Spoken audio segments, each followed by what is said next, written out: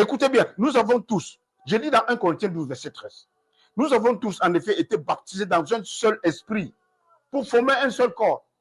Donc c'est le baptême de l'esprit qui forme le corps. Tu entres dans le corps de Christ.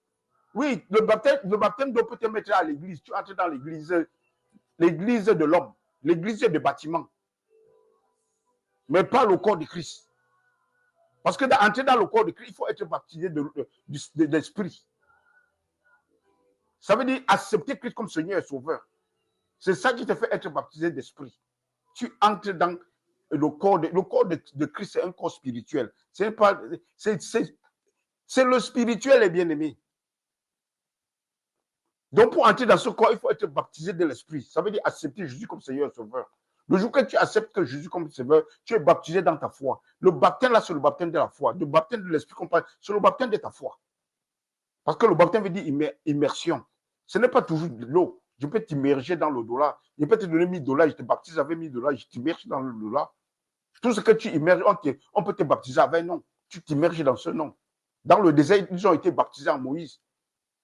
1 Corinthiens 10, à partir du verset 1. Ils ont été baptisés en Moïse. L'eau n'a touché personne. Le baptême n'est pas toujours l'eau. Voilà toutes ces confusions, bien-aimés. Pour former un seul corps, soit juif ou soit grec. Ça veut dire soit juif ou soit des nations. Très clair, bien-aimés.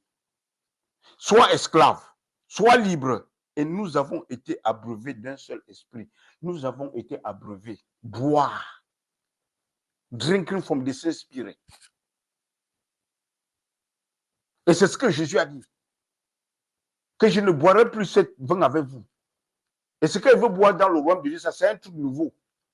Donc Jésus, quand Jésus dit, faites ceci en même moment, pense à ce que nous allons faire, parce que Jésus n'était pas mort. Il dit, faites ceci en pensant à moi. Ce que je dois en mémoire de moi. Est-ce qu'on fait la mémoire de quelqu'un qui vit? Quelqu'un qui vit en toi, tu fais sa mémoire comment? Tu vois un peu ce qui ne va pas. C'est comme ça qu'on vous éloigne de Christ.